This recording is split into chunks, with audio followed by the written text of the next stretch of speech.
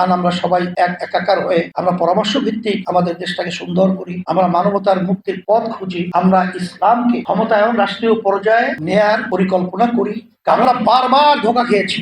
আল্লাহ রাসূল সাল্লাল্লাহু আলাইহি ওয়াসাল্লাম বলেছেন, মোমেন এক গর্তের ভিতরে বারবার পাছার খায় না, আছাড় খায়। ঠিক আমি বাংলাদেশের সকল ধরনের ঘরানা সব পর্যায়ের আমি আমার ভাইদেরকে, আমার মা বোনদেরকে বলবো, আসেন আমরা যে বারবার এই ইতিহাস রচনা করি, এই ইতিহাসের ফলকে আমরা আবার ভালোভাবে উপভোগ করার জন্য আমি যে আপনাদের সামনে আয়াত শরীফ তেলাওয়াত করেছি, আল্লাহ রাব্বুল আলামিন বলেছেন, ইন্নাকা লাআলা খুলুকিন আযীম, উত্তম চরিত্রের ভালো মানুষ ছাড়া, ভিতর বাহির এক মানুষ ছাড়া তাদের হাতে যদি ন্যস্ত হয় শ্রীগালের হাতে মুরগি বর্গা দেওয়ার মতো ইতিহাস বারবার আমরা দেখতে থাকি। এই জন্য আল্লাহ রাব্বুল আলামিন বলেছেন, যে জাতি নিজেদের ভাগ্যের পরিবর্তন নিজেরা না ঘটায় সেই জাতির ভাগ্যের পরিবর্তন আমি ঘটাই না। এই জন্য আমি সম্মানিত জাতির বিবেক, সম্মানিত আমি সাংবাদিক আমার ভাইদেরকে বলবো, রাজনীতির সাথে যা জড়ায় আছেন এবং সর্ব শ্রেণীর পেশার শিক্ষক এবং বুদ্ধিজীবী এবং সর্ব শ্রেণীর যারা আমরা বাংলাদেশে বসবাস করি, আর আমরা সবাই এক একাকার হয়ে আমরা পরামর্শ ভিত্তিক আমাদের দেশটাকে সুন্দর করি, আমরা মানবতার মুক্তির পথ খুঁজি, আমরা ইসলামকে ক্ষমতায়ন রাষ্ট্রীয় পর্যায়ে নেয়ার পরিকল্পনা করি। কারণ অন্যান্য সমস্ত নীতি আদর্শ তারা ব্যর্থ হয়েছে।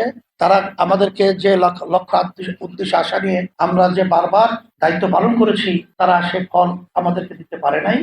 নতুন ভাবে তাদেরকে পরীক্ষা করার মতো আর কোনো সুযোগ আছে? আর কোনো সুযোগ নাই। বিশেষ করে আমি বলেছিলাম যে আল্লাহর রহমতে এই ফ্যাসিস্ট চরিত্রের যারা কার্যক্রম পরিচালনা করছে তাদের পতন হবে, আল্লাহর রহমতে হয়েছে। আমাদের বাংলাদেশের বড় বড় ইতিহাস হয়েছে, ৭১ স্বাধীন হয়েছে, আরো অনেক বড় বড় উত্থান পতন হয়েছে। এই উত্থান পতন এবং এই যে আমাদের বাংলাদেশে অভ্যুত্থানের যে ইতিহাস, বিশেষ করে 2024-এ জুলাই এবং 5ই আগস্ট আমাদের যে লক্ষ্য উদ্দেশ্য ছিল, এতগুলো মেধাবী ছেলে, হাফেজ আলেম এবং মেধাবী ছেলেগুলো যখন নাকি পাখির মতো রাস্তায় গুলিবিদ্ধ হয়ে তাদের লাশগুলো রাস্তায় আমরা দেখেছি, সেই ইতিহাস এখন আমাদের চোখের সামনে, তখন আমরা সহ্য করে থাকতে পারি নাই।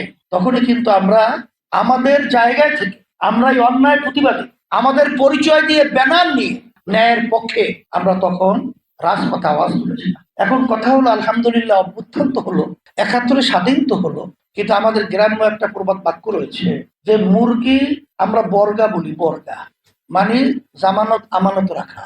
মুরগি আমানত রাখলো কার কাছে?